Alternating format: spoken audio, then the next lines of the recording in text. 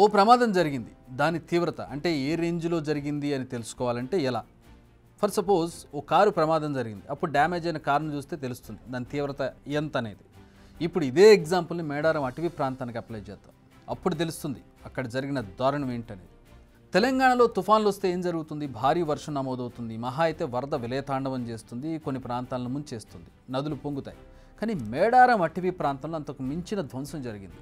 ఇప్పుడు అక్కడ పరిస్థితులు చూస్తుంటే ప్రకృతి ఎంత పవర్ఫుల్ అనేది అర్థమవుతుంది. 200 హెక్టార్లు అంటే అటు ఇటుగా 500 ఎకరాల విస్తీర్ణంలో అడవి నాశనం అయిపోయింది. చెట్లు మొత్తం విరిగిపడ్డాయి. అసలు అక్కడ దృశ్యాలు చూస్తుంటే ఇక్కడ దట్టమైన అడవి ఉండేదా అన్నట్టుగా ఉంది. అటవీ ప్రాంతాన్ని ఇంతలా డిస్టర్బ్ చేసింది ఏంటి, డెస్ట్రాయ్ చేసింది ఏంటి అనేది తెలుసుకునే పనిలో పడ్డారు ఫారెస్ట్ అధికారులు. ఇదంతా కూడా ఆగస్టు 31న సాయంత్రం 5:30 నుంచి రాత్రి 7:30 మధ్య అంటే దాదాపు 2.5 గంటల పాటు జరిగిందని గుర్తించారు. కానీ ఈ విషయం ఆలస్యంగా వెలుగులోకి వచ్చింది. ఎగ్జాక్ట్గా లెక్కగట్టలేదు కానీ దాదాపు 50,000కు పైగా చెట్లు నాశనం అయిపోయాయి. ఏదైనా హరికేన్ లాంటిది వస్తే కానీ ఇన్ని చెట్లు నేల కొరగవు. కానీ మన ఏరియాలో హరికేన్లు వచ్చే సమస్య లేదు. ఎందుకంటే మన టెరిటరీ కానీ మన వాతావరణం కానీ ఆ పరిస్థితుల్లో లేదు. అదంతా వెస్ట్రన్ కంట్రీస్కి వస్తుంది. కానీ ఇది అసాధ్యం కాదని ఇప్పుడు జరిగినటువంటి ఘటన నిరూపిస్తోంది. ఎందుకంటే 500 ఎకరాల విస్తీర్ణం అంటే చిన్న విషయం కాదు. ఓ 15 కిలోమీటర్ల రేడియస్లో విధ్వంసం జరిగినట్టుగా తెలుస్తోంది. ఇదే స్థాయిలో సుడిగాలులు జనావాసాలు ఉన్న ఏరియాకు వచ్చి ఉంటే కథ మరోలా ఉంటుంది. ఎందుకంటే ఆ ఏరియాలో ఉండేటటువంటి అన్ని పక్కా ఇళ్ళు ఉండవు. దాదాపుగా అన్ని పూరిల్లో లేదా పెంకుటిల్లో లేదా రేకుల షెడ్లో ఉంటాయి.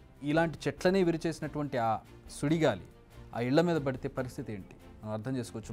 మనుషుల్నే తిప్పి మెలేసి పైకి పడేసేటటువంటి పరిస్థితి ఈ గాలులకు ఉంటుంది.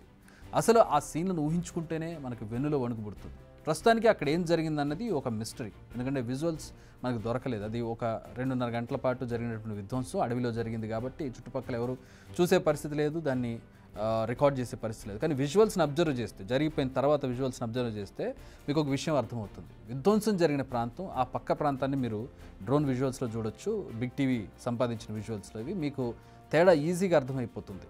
హోరు గాలులు ఏ రేంజ్లో అక్కడ విధ్వంసం సృష్టించాయనేది. అసలు అక్కడ ఇంతకుముందు ఎలా ఉండేది, ఇప్పుడు ఎలా ఉంది అనేది కూడా మనం స్క్రీన్ మీద చూడొచ్చు. ఒకేసారి క్లౌడ్ బస్ లాగా ఒకే చోట పెద్ద ఎత్తున నీళ్ళు పడడం, దానివల్ల పెద్ద గేల్స్ గాలి అది రావడం. తర్వాత ఏమవుతుందంటే ఇది బాగా మంచి సాయిల్ ఏరియా, మంచి ఫారెస్ట్ ఏరియా కాబట్టి మా సాయిల్లో మాయిశ్చర్ న్యూట్రియంట్ మాత్రం చాలా సులభంగా అవైలబుల్ ఉన్నాయి చెట్టుకి. అంటే ఇటువంటి చెట్టు ఒక ట్యాప్ రూట్ సిస్టమ్ ఏమంటాము, దానివల్ల ఎరువులు బాగా భూమి లోపల వరకు పోతాయి. కానీ ఇక్కడ నేను చాలా మటుకు చెట్లు ఏం చూసామంటే ఎరువులు పైననే ఉన్నాయి, భూమి లెవెల్లోనే ఉన్నాయి, పెద్ద లోతు వరకు పోలేదు. ఎందుకు పోలేదంటే చెట్టుకి కావాల్సింది నీరు, కావాల్సింది మినరల్స్, కావాల్సింది ఇంకా వేరే రకరకాలు మాయిశ్చర్, తర్వాత హ్యూమస్ అంతా కూడా సబ్ సర్ఫేస్ సాయిల్ అంటే పైననే దొరుకుతుంది కాబట్టి ఆ రూట్ హారిజంటల్ దూరం వరకు పోతున్నాయి కానీ లోతు పోవట్లేదు. లోతు పోయింది ఎందుకంటే ట్యాప్ రూట్ సిస్టమ్ అంటే లోతు పోతే దానికి యాంకరింగ్ బాగుంటుంది, చెట్టు కూడా నిలబడే అవకాశం ఉంటుంది. చిన్న ఇటువంటి గాలి వస్తే దానికి దీనికి ఫేస్ చేయడానికి సిద్ధంగా ఉంటుంది. కానీ ఇక్కడ ఏమవుతుందంటే మంచి సాయిల్, మంచి మాయిశ్చర్, మంచి హ్యూమస్ వల్ల root system horizontal root system develop అయింది. దానివల్ల పెద్ద గాలికి వాళ్ళు నిలబెట్టుకోకుండా పడిపోయినాయి. చాలా రూట్ కూడా అప్రూట్ అయింది.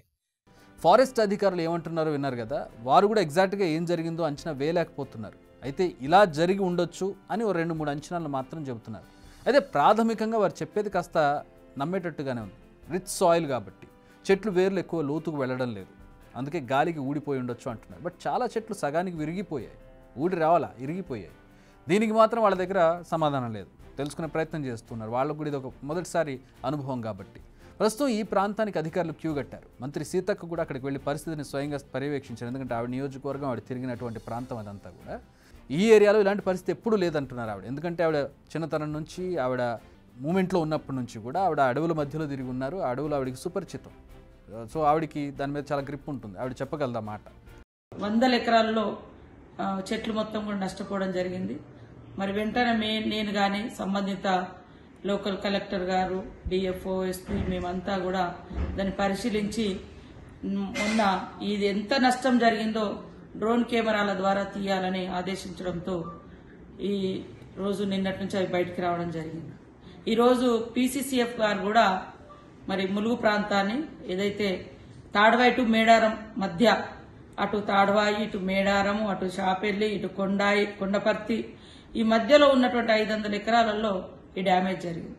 అంటే ఇలాంటి ఏదైతే సుడిగాలు ఉన్నాయో ఇది జంగల్లో వచ్చింది కాబట్టి చెట్లు పడిపోయి ప్రాణ నష్టం జరగలేదు.